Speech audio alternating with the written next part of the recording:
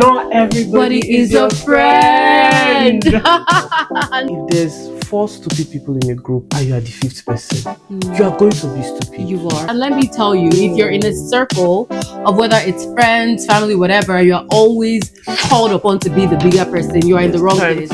We don't need to be guilt tripping each other about, oh, you didn't call me. Oh, you didn't. It's been 6 months. You didn't call me either. On this week's pressure point, we are talking about things I stopped doing in my 30s that saved my peace. So it's a hot topic and we will delve right into it. So let me start with you, Awele. It's just us anyway. So it's just us. Things I stopped doing in my 30s that saved my peace. I the first thing right off the bat is people pleasing. And I think this is huge for almost every Nigerian kid because we were raised is that you have to garner the favor of everybody around you. And it kind of shaped how my friendships and my relationships have gone over the years. But then as soon as I hit 30, and I would not say it was like the exact day, but like eventually you realize that you saw the light. I did see the light. It's like, for what? Why? Why do I care so much if you like me? Why do I need your validation? Why do I care? Like, what does that do for me in the long run? I had to ask myself those hard questions. And when I found out that it didn't do nothing for me, like literally it was all about they're going to pretend like they accept you and then go behind your back and still do what they want to do anyway. So what's the point, right? So I gave that up real quick, very fast. Like sometimes I think I even pushed it to the extreme where my husband was almost like, hello, me too, you know. So people pleasing was out the door as soon as I hit 30. For me, it was setting appropriate boundaries, even with family, right? Like you grow up and you're expected to do certain things, like attend certain functions, like things like that. And sometimes it doesn't just work for you, it doesn't work for your schedule. And I found it ties into people pleasing in a way because I was trying to like make sure that everybody was okay and they're happy with you, right? And they're happy with me, so I would go out of my way a lot of times to show up and do all this stuff where all I wanted to do was to self-care, was to engage in some self-care ritual because maybe I had a stressful week or something was going on with me, but because I wanted to be there, like show up. So I'm like, if I can't attend, I can. If I cannot attend it, I'm not going to I'm not going to push it. And I started to put myself first. I think I also became more intentional. Oh yeah, I definitely did. When I hit 30, I know it's a list of what we stopped doing. But I started to become really intentional about a lot of things. Like I wasn't compromising on, like 20s were all about affordability. What can I get for the cheapest amount of money so that I don't overspend. But as soon as I hit 30, it was almost like, well, you can add a little something. You can spoil yourself. You can go for that massage date. You can take yourself out for a drink. You don't need a special reason to dress up. I feel like that light bulb went off. Look nice for the fun of it. I didn't need to save that outfit for anything. So as soon as I hit 30, there was now a reason to be a lady, like a proper lady.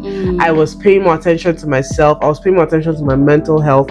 I was paying more attention to the things that make me happy. So dressing up, like I talk about, brings me so much, like just looking in the mirror and feeling like, oh my god, I look real good today.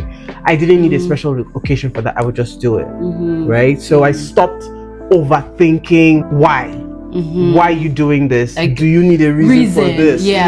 I see. I'm just gonna do it anyway, just because it makes me happy. Something else that I stopped doing once I hit my 30s was always being the bigger person. Like that. I'm done with that. They like wear I cannot. Size XL. Who wants to wear XL and XXL?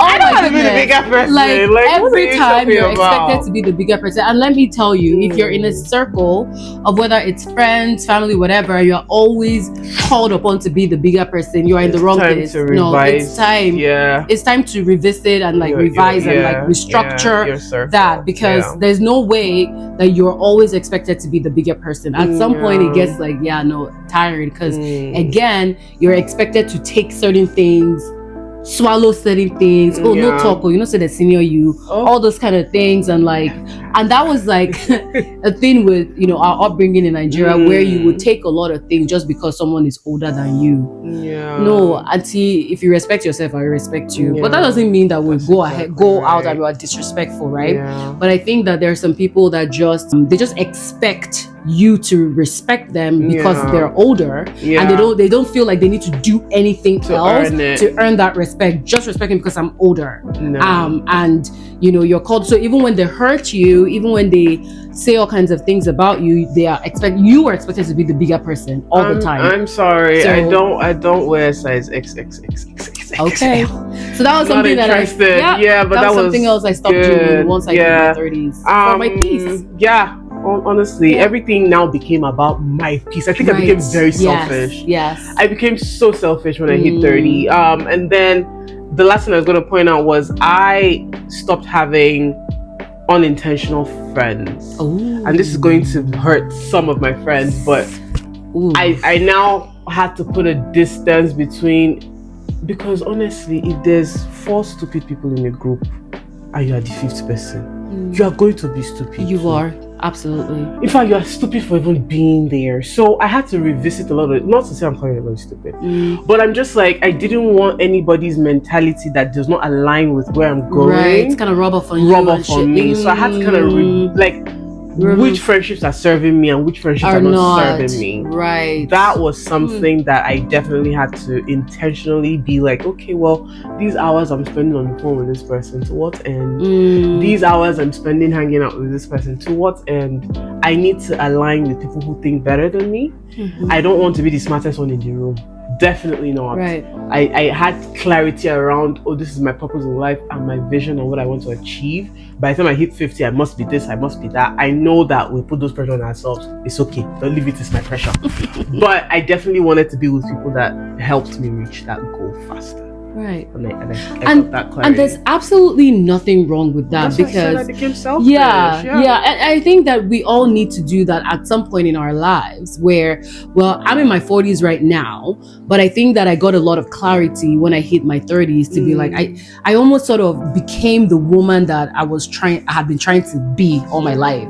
Once I hit my 30s, that, you know, it was just this realization, this like light bulb that came off that, you know, I have to be more intentional. I have to put myself first. So that also, tying into what you said, I agree with that because to me, like, friendships now became more intentional, right? Like it's not in our 20s anymore where we're you have right, and you have like party friends, you have like club friends, you have the friends that let's just gist, you have the like, let's go to the mall friends. Like you have friends for different categories of your life, right? But now, like when we get to this point, like if someone is saying who is your friend, you have to really think about that. How has that person shown up for you? How have you shown up for them? What are some things that you guys have in common that tie you to that person, right? Like if there was an emergency, is this person on the list of who you would call?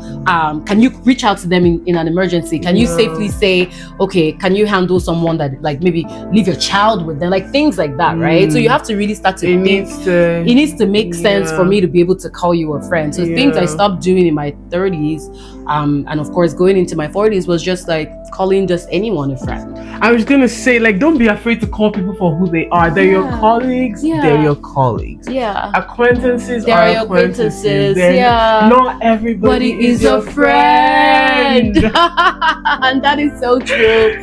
That is so important. Call people for what the relationship is, and let's all stop trying to be so inclusive. There's so much guilt around, I'll hurt their feelings if I say they're just a platonic acquaintance or whatever. It's not true. Like call it for what it is. Absolutely. And let's all put people in boxes. And another thing I wanted to add to what you said was, I don't have any expectation of these people that I've boxed in my friends to say, I've not heard from you for 6 months. And you know this nonsense we do where we're like, you didn't call me.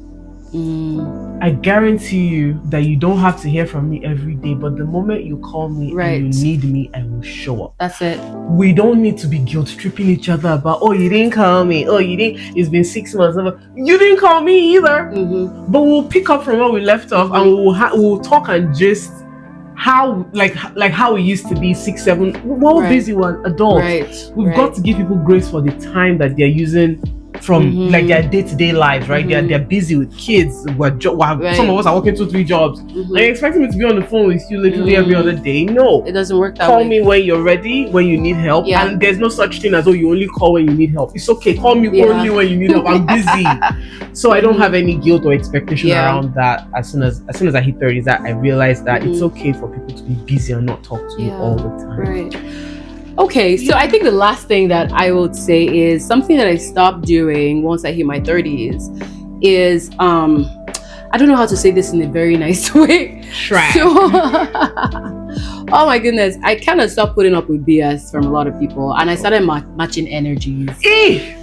I started matching energies. Aura for aura.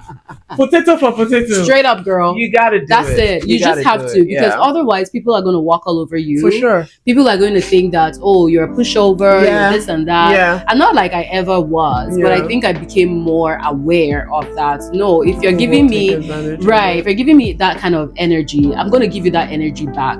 Simple. That's just how it is. I'll give you the opportunity to like explain or something, right? But if I see that you're still giving me that energy, and I'll give you an example.